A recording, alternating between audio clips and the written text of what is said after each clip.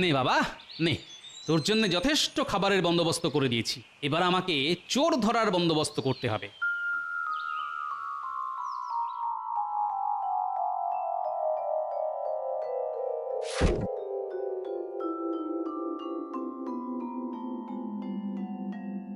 মোটামুটি এই দূরত্বে গোল করে গর্ত খুঁড়লে এখানে গরু আসতে পারবে না।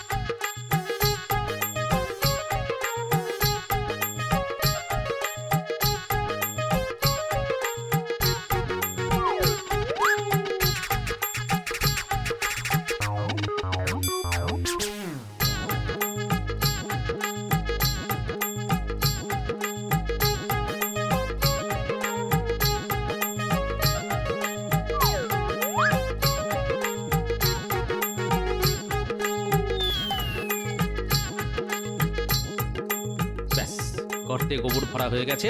এবার শুধু উপরে শুকনো মাটি ছড়িয়ে দিতে হবে, তাহলেই কেল্লা ফতে।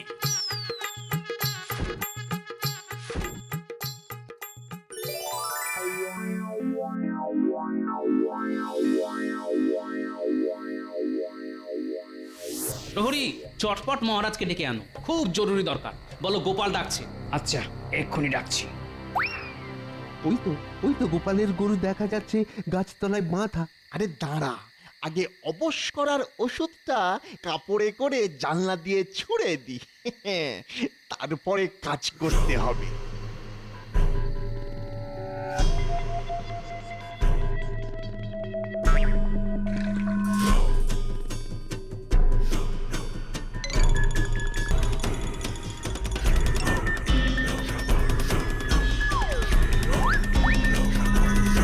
চল এবার চট করে গরুটাকে নিয়ে যাই। হ্যাঁ চল।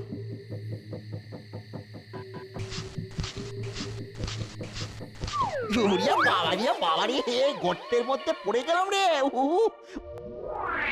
বটা ঘটা তোরা, তার মানে এতদিন ধরে সব গৃহপালিত পোষ্যদের তোরা রাতের অন্ধকারে ধরে নিয়ে যাচ্ছিলি? না আসলে মানে মানে মহারাজ, সবই ওই মন্ত্রী মশাইয়ের বুদ্ধি। প্রহরী, এক্ষুনি মন্ত্রীকে তুলে আন। যথা আজ্ঞা মহারাজ। ছি ছি ছি মন্ত্রী, তুমি এত নীচ কাজ করতে পারলে? রাজ্যের প্রজারা এই পোষ্যদের জন্যই খেয়ে পড়ে বেঁচে আছে, আর তুমি তাদের কি চুরি করছো? আমার ভুল হয়ে গেছে মহারাজ, আমাকে ক্ষমা করুন। তুমি আগে বলো, সব প্রজাদের সব পোষ্য পশুরা কোথায়? রাজ্যের দক্ষিণে একটা বড় খামারে সবাই আছে মহারাজ। যাও প্রহরী যাও, তুমি এক্ষুনি সব পশুদের উদ্ধার করে প্রজাদেরকে ফিরিয়ে দেওয়ার ব্যবস্থা করো। আচ্ছা মন্ত্রীমশাই, সবই যখন জানা গেল, এখন অবশ্যের ব্যাপারটাও জানিয়ে দিন। মন্ত্রী বলো। আগে মানে একটা অজ্ঞান করা রাসায়নিক ব্যবহার করেছিলাম মহারাজ, তাহলে বেশ কয়েক ঘন্টা অজ্ঞান হয়ে থাকবে আর কেউ কিছুই বুঝতে পারবে না। কই কই দেখি ওষুধটা।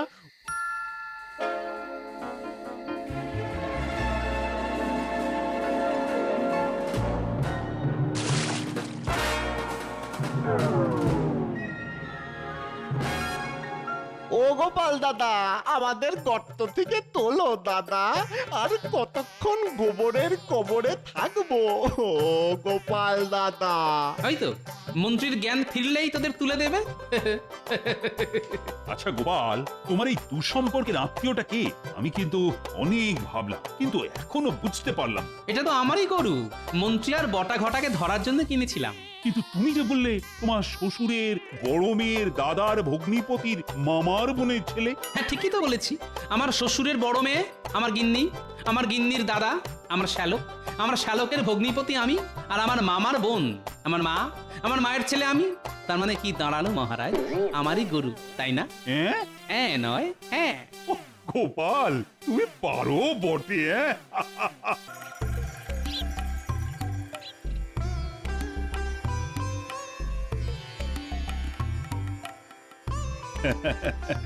বহুদিন পরে রাজবাড়ির বাইরে পা রেখে বেশ ভালোই লাগছে, কিন্তু আমি দেখতে চাই আমার রাজ্যের রাজ্যবাসী সকলে কেমন আছে। একেই বলে মহারাজ মাটির টান। একবার মাটিতে পা পড়লে মাটিকে শিকড়ের মতো আঁকড়ে ধরতে চাইবে।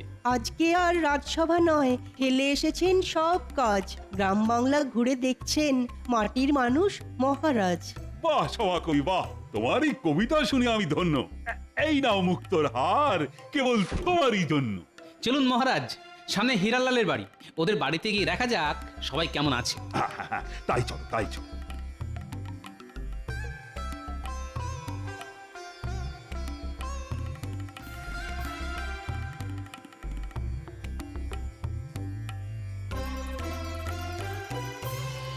কি হীরালাল, কেমন আছো?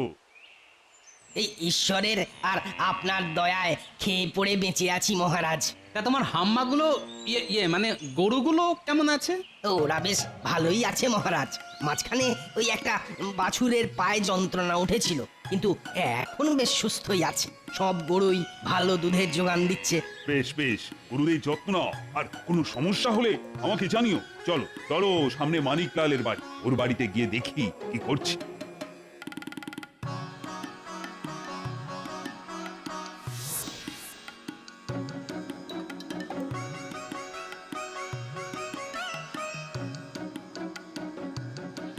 কি খবর মানিকলাল? ও মহারাজ, আপনি কি সৌভাগ্য, আপনি আমার বাড়িতে এসেছেন, তাও আবার সপার্শ্বদ। কই গো মিনুর মা কোথায় গেলে গো? আরে অত ডাকাডাকির কিছু নেই, আমি একটু ওই রাজ্য পরিদর্শনে বেরিয়েছি, দেখি কে কেমন আছে।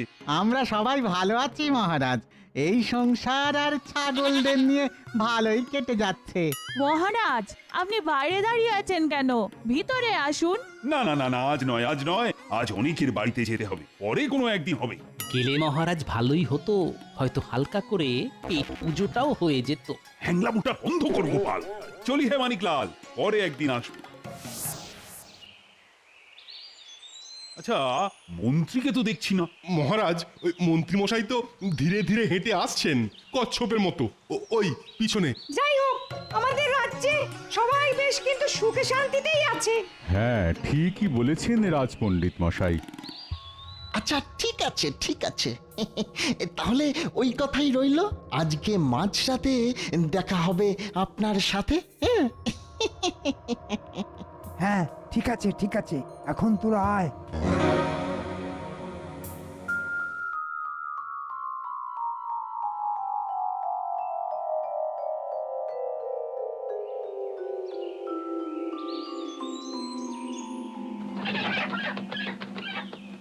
কই চুনিলাল, লালচুনি? একি মহারাজ, আপনি কি সৌভাগ্য! আসুন আসুন আসুন, ভেতরে এসে বসুন। না না, আমি তো আজকে বসতে আসিনি চুনি। তা তোমার কাজকর্ম, সংসার এসব কেমন চলছে? কোনো সমস্যা নেই তো? না, তেমন কোনো সমস্যা কিছুই নেই, সবই ঈশ্বরের দয়ায় কুশল মঙ্গলই আছে।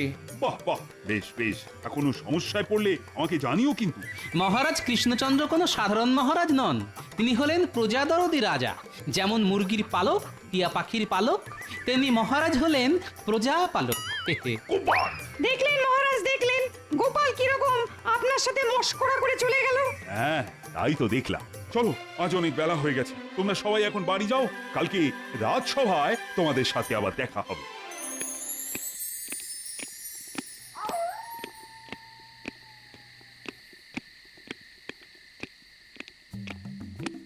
ওহ, তোরা দেখছি চলে এসেছিস। হ্যাঁ মন্ত্রী মশাই, আমরা হলাম আপনার চেলা চামুন্ডে। আপনি ডাকলে আমরা কি আর না এসে থাকতে পারি? তা তা কি কাজ করতে হবে মন্ত্রী মশাই? শোন, তোদের একটা কাজ করতে হবে।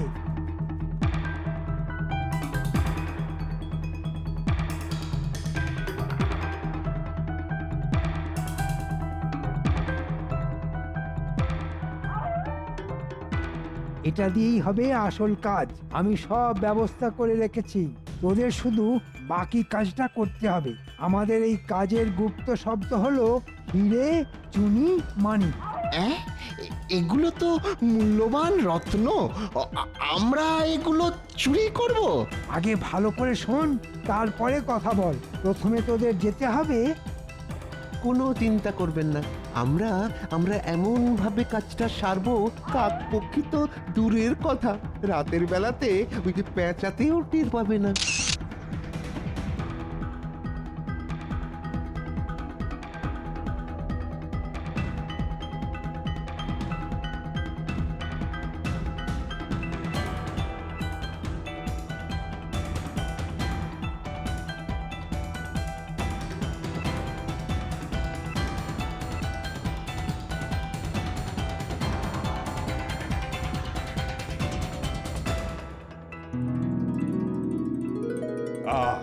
সভাসদগণ, কালকে এটা দেখে আমি বেশ খুশি হয়েছি যে আমার রাজ্যে অধিকাংশ প্রজাই বেশ সুখে শান্তিতে দিন যাপন করছে। সে তো করবেই মহারাজ, সবই আপনার পালকের গুণ।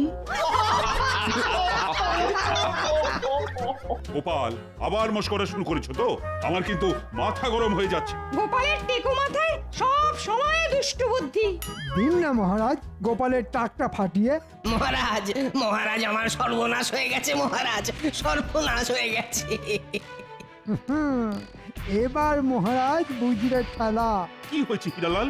মহারাজ, রাতারাতি আমার 40টা গরু উধাও হয়ে গেছে মহারাজ। একটা নয়, দুটো নয়, একেবারে 40টা। বাহ, তার মানে চোর বেশ সাহসী চোর। 40টা গরু রাতারাতি নিয়ে পালানো তো আর মুখের কথা নয়। আচ্ছা হীরালাল, এতগুলো গরু তোমার গোয়াল থেকে চলে গেল, তুমি কোনো আওয়াজ পাওনি? না, তা তো পাইনি। অদ্ভুত ব্যাপার, কেমন একটা রহস্যের গন্ধ পাচ্ছি। সে যাই রহস্য হোক না কেন, সেটাকে উদ্ঘাটন তো করতেই হবে। আমি ভেবে দেখছি কি করা যায়। তুমি এখন বাড়ি যাও হিরালাল, বাড়ি যাও। এই কালকেই আমার রাজ্যে কোনো সমস্যাই ছিল না, আর আজকে হঠাৎ করে সমস্যা চলে এলো। গ্রহ নক্ষত্র তো আর থেমে থাকার পাত্র নয়, ওরা বন বন করে ঘুরছে, তার সাথে মানুষের ভাগ্যের চাকাও ঘুরছে। আমার চাকা এবার গড় গড় করে এগোবে, সেটা বেশ বুঝতে পারছি। ঠিক আছে, ঠিক আছে, আজ রাজসভা এখানেই মুলতুবি করা হলো। আর সেনাপতি, তুমি তো খোঁজ খবর না, ওই হিরালালের 40টা গরু গেল কোথায়? যথাজ্ঞা মহারাজ। ভেবে ভেবে আমি মাথা চুল ছিঁড়ে ফেলছি, কিন্তু কোনো কুল কিনারাই খুঁজে পেলাম না। সেনাপতি, ও সেনাপতি, কালকে যে হিরালালের 40টা গরু হাওয়া হয়ে গেল, তার কোনো হদিশ পেলে? না মহারাজ, আমি এখনো চেষ্টা চালিয়ে যাচ্ছি, কিন্তু কোনো খোঁজই পাইনি। তো সব হাম্মকের দল। ওদিকে যে রাজ্যবাসীরা বিপদে পড়ে না খেতে পেয়ে মরছে, সে খেয়াল আছে তোমার? হায় হায় হায়, আমার সর্বনাশ হয়ে গেল। হ্যাঁ? মানিকলাল, তোমার আবার কি হলো? আমার ছাগলগুলোকে কে রাতারাতি নিয়ে চলে গেছে। হ্যাঁ, কে নিয়ে চলে গেছে? আমি জানি না মহারাজ, কে আমার এত বড় সর্বনাশ করলো। আপনি কিছু একটা করুন। একের পর এক সর্বনেশে কাণ্ড ঘটেই চলেছে। মহারাজ, মহারাজ, আপনি কিছু একটা করুন। কেউ কিচ্ছু করতে পারবে না। আমার চাল সবাই বেসামাল। মহারাজ, আজ সকালে এমনিতেই ঘুম থেকে উঠতে দেরি হয়ে গেছে, তারপর উঠে দেখি এই কাণ্ড। কি করব, কি করব, কিছু বুঝতে পারছি না। কি এ তো সর্বনাশের মাথায় বাড়ি। আরে তোমরা দাঁড়িয়ে দাঁড়িয়ে দেখছো কি? কিছু বলো।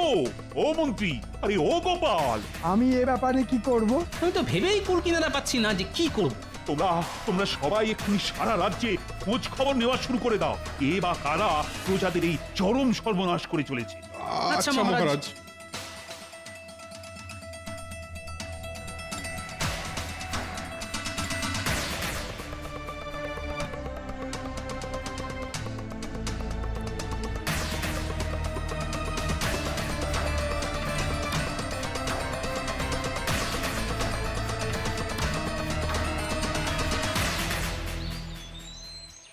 কেলে পচা, আরে কেলে পচা।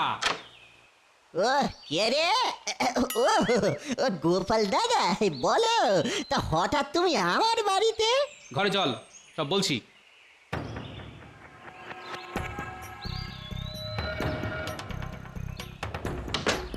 এ কি গোপাল দাদা, দরজা বন্ধ করতিস কেন? তোর সাথে কিছু কথা আছে, যেটা 5 কান হলে মুশকিল।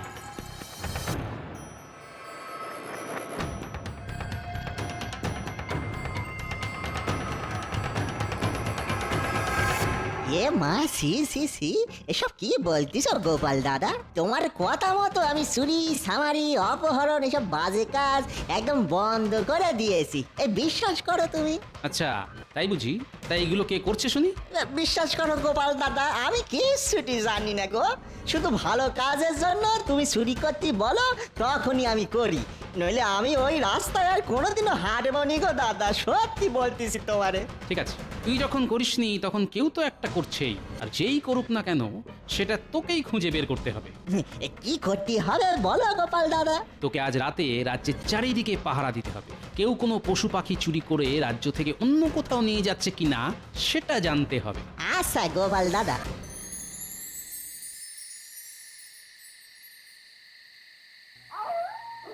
ধুর ধুর, যেদিকে তাকাই কিছুই নেই। সেই কখন থেকে চারিদিকে হন্যে হয়ে ঘুরে বেড়াচ্ছি।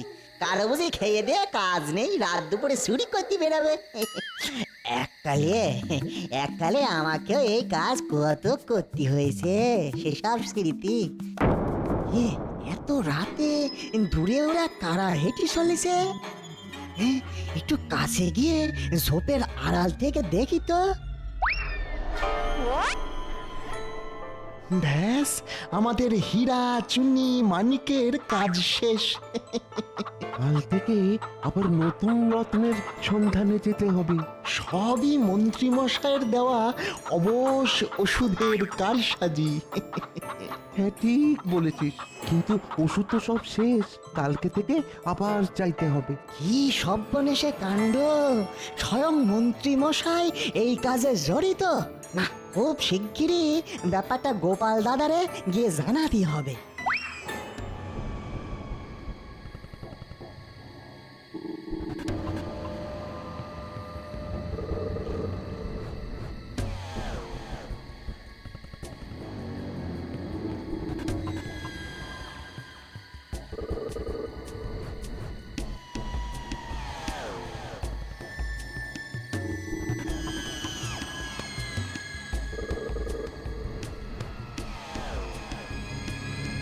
সেই কখন থেকে অপেক্ষা করছি, কিন্তু এখনো কেলে পচা এলো না।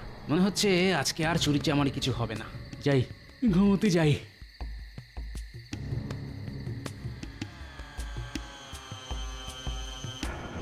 দেখি কেলে পচা না? হ্যাঁ, তাই তো।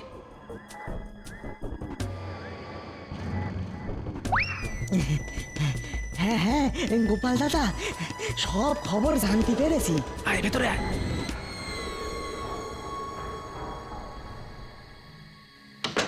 বল গোপাল দাদা, এইসব চুরি করেছে ওই বটা আর ঘটা, আর কাজটা করাচ্ছেন ওই কৃষ্ণনগরের মন্ত্রী মশাই স্বয়ং।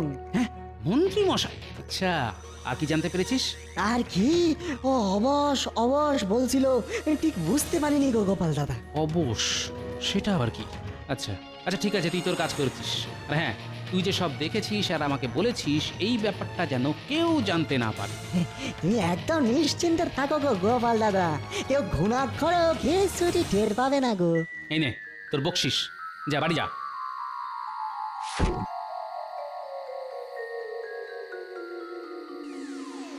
মন্ত্রী মশাই, আমি জানি আপনি অনেক পাকা মাথার খেলোয়াড়, কিন্তু এবার শুরু হবে আমার খেলা। আমি গোপাল হলাম দাবার চালে ঘোড়ার 2.5 প্যাঁচ, যে চাল মন্ত্রীর চালও সম্ভব নয়। একের পর এক চুরি হয়ে চলেছে, কিন্তু কারো কোনো হুঁশ জ্ঞান নেই। তোমরা সবাই এক একটা অকর্মা ঢেঁকি। সর্বনাশ হয়ে গেছে মহারাজ, সর্বনাশ হয়ে গেছে। আমার সব মুরগি রাতারাতি উধাও হয়ে গেছে মহারাজ। হ্যাঁ, সে কি তোমারও? হায় রে হায়, আমার স্বপ্নের রাজ্যে এ কি দুর্দশা নেমে এলো। মহারাজ, আমার মনে হচ্ছে আপনার বৃহস্পতি, শনি, মঙ্গল এক গতিতে ঘূর্ণিপাক খাচ্ছে, তাই এই অবস্থা। ধুর ছাতা। আমার কি হবে মহারাজ? আমার ছোট ছোট মুরগির চানাগুলো কোথায় চলে গেল মহারাজ? কি গোপাল, তুমি কিছু বলো? তুমি তো এত বিচক্ষণ বুদ্ধিমান প্রজা, তোমার তো এই রাজ্যের বিপদের সময় সকলের পাশে দাঁড়ানো উচিত। আমি নিজেই তো বিপদের মধ্যে ডুবে আছি, আমি কি লোকেদের পাশে দাঁড়াবো? তোমার আবার কিসের বিপদ? আর বলবেন না মহারাজ, আমরা এক দুঃসম্পর্কের আত্মীয় আজ সকালে আমাকে একটা গরু দিয়ে বলল, গোপাল আমি কয়েকদিনের জন্য তীর্থযাত্রা যাচ্ছি, তুমি এই কয়েকদিন ওকে লালন পালন করো। হ্যাঁ, তোমার আবার কোন সুসম্পর্কের আত্মীয় গোপাল? আমার শ্বশুরের বড় মেয়ের দাদার ভগ্নিপতির মামার বোনের ছেলে। কি বললে? তোমার শ্বশুরের বড় মেয়ে? তারপর তারপর আমার তো ভয় হচ্ছে যদি রাতের বেলা ওই গরুটাও কি ওরকম ভাবে নিয়ে চলে যায়, তখন তো চিরের 22 ফের হয়ে যাবে মহারাজ। আমার গরুর জন্য সুরক্ষার ব্যবস্থা করুন। এই গরু বিদেশি গরু মহারাজ, একদিনে 20 সের দুধ দেয়, চুরি হলে সর্বনাশ হয়ে যাবে। কেন, তুমি নিজে গরু পাহারা দেবে? আপনারা তো জানেন আমার কাজের মধ্যে দুই, খাই আর শুই, আর একবার শুলে ঘুমিয়ে মরা। চুনিলাল, তুমি এখন এসো, আমি যত তাড়াতাড়ি সম্ভব তোমার সমস্যার সমাধান করার চেষ্টা করব। আচ্ছা মহারাজ। ওহ, সেনাপতির দ্বারা তো কিছুই হলো না, আবার গোপাল নিজেই এখন বিপদের মধ্যে। উফ, এখন এখন কি আমার পাশে কেউ নেই যে এই প্রজাদের দুর্দিনে আমার কাজে আসবে? মহারাজ, যদি আপনি অভয় দেন তাহলে আমি একবার খোঁজ খবর নিয়ে দেখতে পারি কে বা কারা এই কাজ করছে। আচ্ছা মন্ত্রী, তাই দেখো যত তাড়াতাড়ি সম্ভব এর সমাধান চাই। আমি যে প্রজাদের কষ্ট কিছুতেই মেনে নেব না। যথা আজ্ঞা মহারাজ। বাবা, এটা দেখছি ডাকাত